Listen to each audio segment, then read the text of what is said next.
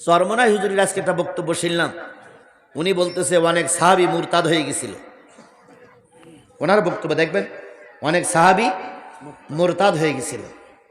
তারপরে আর একজন হুজুর বলতেছে আমি আবু বকরের চেয়ে বেশি হজ করেছি। কওমি হুজুরি কথা বলে, আমি আবু বকরের চেয়ে বেশি হজ করেছি, আমি আবু বকরের চাইতে বেশি ওমরা করেছি, আবু বকর জীবনে কোনোদিন খতম তারাবি পড়িনি, আমি খতম তারাবি পড়ি, আবু বকরের চেয়ে আমার মর্যাদা বেশি। এগুলো ভ্রান্ত মতবাদ, কথা বলেন ঠিক না বেঠিক? এইভাবে যদি চলতে থাকে আমার ইসলাম ধ্বংস হয়ে যাবে। এজন্য সকল আলেমদের কাছে, ঘরনা আলেম, কওমি, চরমনাই, হেফাজত, আলিয়া, ফুরপুরা, দেওবন্দ, সকলের কাছে অনুরোধ, আগে আমাদের মূল বক্তব্য কোথায়, কি সামনে নিয়ে আসতে হবে? এই মুসলমান কথা বলেন, কি সামনে নিয়ে আসতে হবে? আচ্ছা বলুন তো, যারা আমাদের সমাজে মতনৈক্য সৃষ্টি করতেছে তারা কি এশার ফরজ নামাজ 3 রাকাত কেউ বলে? আমরা সবাই জানি এশার ফরজ নামাজ কয় রাকাত। যারা বুকে হাত বাঁধে ওরাও বলে 4 রাকাত, আমরা যারা নাভির নিচে হাত বাঁধে আমরাও বলি কয় রাকাত। তাহলে আপনার সঙ্গে আমার মতনৈক্য নাই। কোরআন আল্লাহর নাজিলকৃত কিতাব, সঠিক না বেঠিক? তাহলে আপনি আমার ভাই। কথা বোঝেন আমার কথা, বোঝেন আমার কথা, বোঝেন? আমাদের ভিতরে মতনৈক্য কি নিয়ে? মিলাদ পড়বো কি পড়বো না, দাঁড়াইয়ে কিয়াম করবো না বসি কিয়াম করবো, এরপরে বুকির পরে হাত বাঁধবো না নাভির নিচে হাত বাঁধবো, এই নিয়ে মতনৈক্য। কথা বলেন ঠিক না বেঠিক? কিন্তু বুকির নিচে যে হাত বাঁধ, বুকির পরে যে হাত বাঁধে, নাভির নিচে যে হাত বাঁধে, এরা সবাই তো নামাজি। তাহলে নামাজি লোকের বিরুদ্ধে আপনার ফতোয়া কেন? সমাজে সুদখোর কি সব উঠে গেছে? তাহলে সুদের বিরুদ্ধে আপনার ফতোয়া নাই? চোর ডাকাতিরা দিদার যে ঘুরে বেড়ায় তাদের বিরুদ্ধে ফতোয়া নাই? দেশ সর্বনাশের দিকে চলে যাচ্ছে তাদের বিরুদ্ধে ফতোয়া নাই? জড়িয়ে জড়িয়ে হুজুরির ফতোয়া, হুজুরির বিরুদ্ধে। আমার দেশ কোথায় যাচ্ছে এগুলো আমাদের খেয়াল করা দরকার। আল্লাহ আমাদের কবুল করুক। সকলে বলুন আমিন। আরো জোরে বলেন আমিন, আরো জোরে আমিন, আরো জোরে। ভাই তো চেয়ারম্যান না? জি ভাই, আমি কি আর 15 মিনিট বলবো? হ্যাঁ বলেন, ভালো লাগতেছে, বলেন। 15 মিনিট পরে আপনার দেবো না সব চুপচাপ বসে আছে, ওয়াজ শুনতেছে। না শুনতেছো তো বুঝি, একজন নেতা মানুষের বসাই রাখলে তো খারাপ লাগতেছে। আপনার গ্রাম বাস, তাহলে আমাকে আরেকটু কথা বলতে দেন। আপনার কথা বলে আমরা মোনাজাত করে চলে যাবো ইনশাল্লাহ। কি চলবে? চলবে, চলবে। তাহলে জোরে একটা তাকবীর দেন, নারে তাকবীর। হাত নামান। আমার ভাইয়েরা, হযরত মুসা আলাইহিস সালাম মাথার পরে 4টে কি দেবে? চক্কর দেবে, জমিনের পর আছাড় মারবো, মেরেই ফেলবে। আল্লাহ কয় কি করে মারিস আমিও দেখে নেব। হযরত মুসা আলাইহিস সালাম চলে যাচ্ছে, ছাগলও দৌড়ায়। বলুন তো আমি কার গোলাম? আর ছাগল কার গোলাম? না, ছাগল আমার গোলাম। আর আমি কার গোলাম? আল্লাহ আমাকে সৃষ্টি করেছে মালিকের গোলামি করার জন্য, আর পৃথিবীতে যত মাখলুকাত সৃষ্টি করেছে আমার গোলামি করার জন্য। আমা খালাকুতুল জিন্না ওয়াল ইনস ইল্লা লিয়াবুদুন।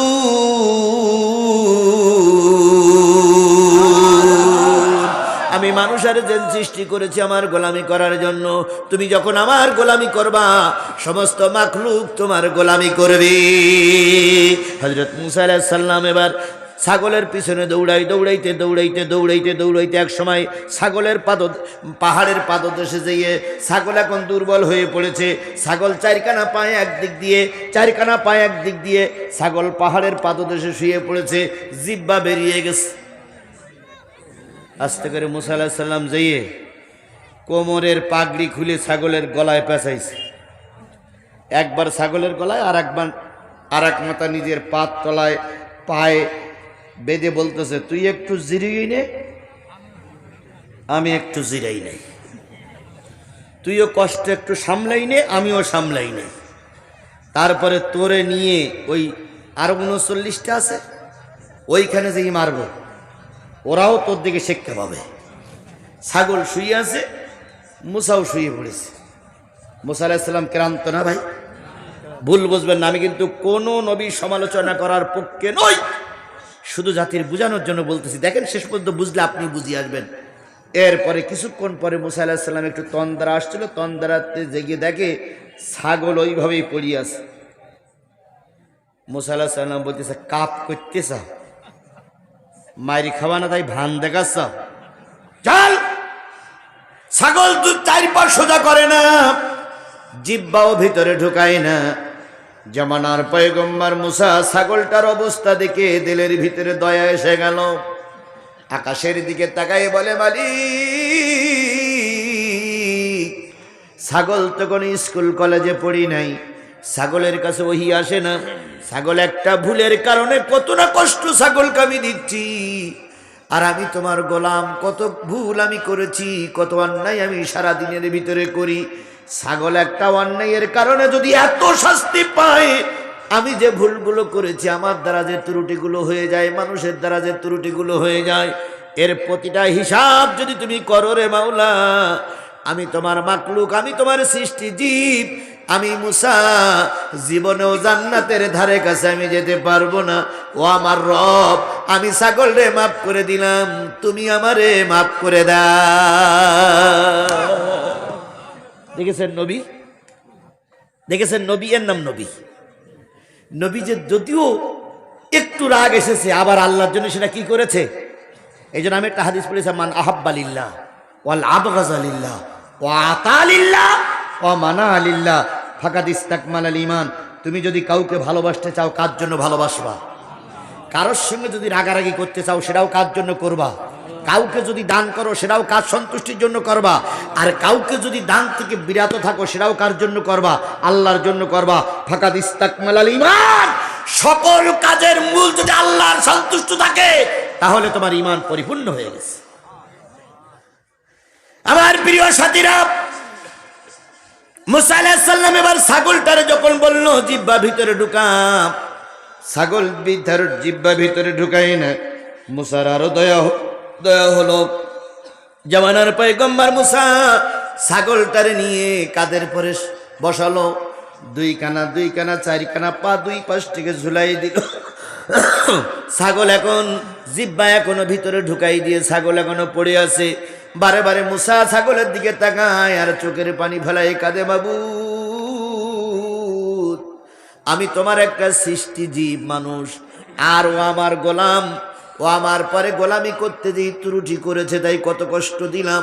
আর কত গোলামি আমি করতে পারি না, তুমি তো একটা বারের জন্য আমাকে কষ্ট দাও না।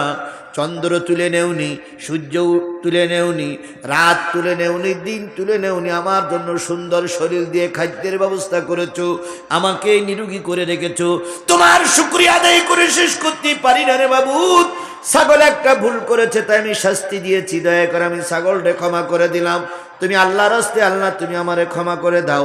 ছাগলটা বলো সে যেন জিহ্বাটা ভিতরে ঢুকায় নাই, তা না হলে আমি তো সহ্য করতে পারি না, আমার কারণে সে কষ্ট পেয়েছে। ছাগল যখন কাঁধে করে নিয়ে তুর পাহাড়ের পাশ দিয়ে মুসা আলাইহিস সালাম আসতেছিলেন, তুর পাহাড় থেকে ডাক আসলো, মুসা। কে ডাকে? মুসা। মুসা মাথা উঁচু করে কয়, কে? আমি তোমার রব, আমি তোমারই আল্লাহ। আজকে ছাগল রে ক্ষমা করে দিয়ে যে দৃষ্টান্ত তুমি দেখালে রে মুসা, আমি তোমার পরে খুশি হয়ে গেছি।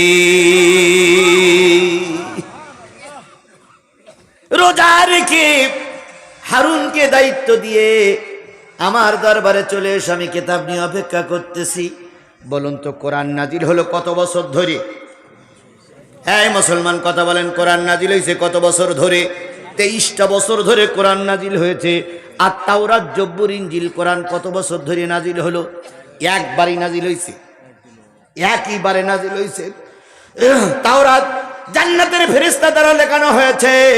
বড় কিতাব জিবরাইল নিয়ে এসে আল্লাহ পাশে থেকেছে। মুসারে বলল, যাও কিতাব নাও, পড়ো, আমল করো। জব্বুর বলে দিল, নাও কিতাব নাও, পড়ো, আমল করো।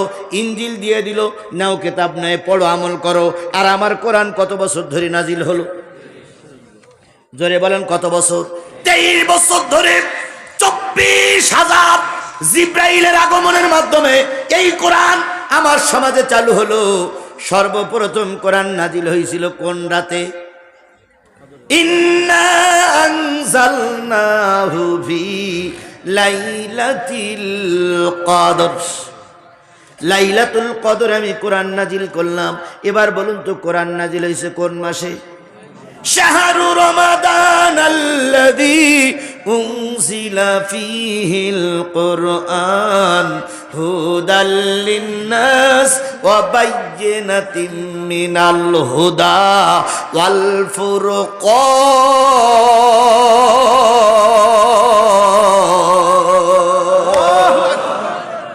আমি রমজান মাসে কোরআন নাজিল করেছি কোন রাত্রিতে? লাইলাতুল কদরের রাত্রিতে। 12টা মাসের ভিতরে সর্বোত্তম মাস হলো কোন মাস? 365 দিনের ভিতরে সর্বোত্তম দিন কোন দিন? লাইলাতুল কদরের দিন। আর 12টা মাসের ভিতরে সর্বোত্তম মাস হলো রমজান মাস। সেই রমজান মাস আসতে আর কয় দিন বাকি? 4-5 দিন বাকি আছে। আর ওই রমজান মাসের ভিতরে একটা লাইলাতুল কদর পেয়ে যাবেন। যদি লাইলাতুল কদরের কেউ পেয়ে যায় তাহলে আল্লাহ পাক বলতেছেন লাইলাতুল কদরি খায়রুম মিন আলফি শাহর। যদি জীবনে একবার লাইলাতুল কদর কেউ পেয়ে যায় 1000 মাস ইবাদতের চাইতেও বেশি পুরস্কার সে পেয়ে যাবে। এই জন্য রাগ হজম করে কিসের পক্ষে থাকতে হবে? জোরে বলেন কিসের পক্ষে থাকতে হবে? ফাকাদ ইস্তাকমালাল ঈমান। তাহলে জেনে নিও তোমার ঈমান পরিপূর্ণ হয়ে গেছে। আর একটা ছোট্ট কথা বলবো যদি সময় দেন। ওরা তো গেল নবীর ব্যাপার। বলুন তো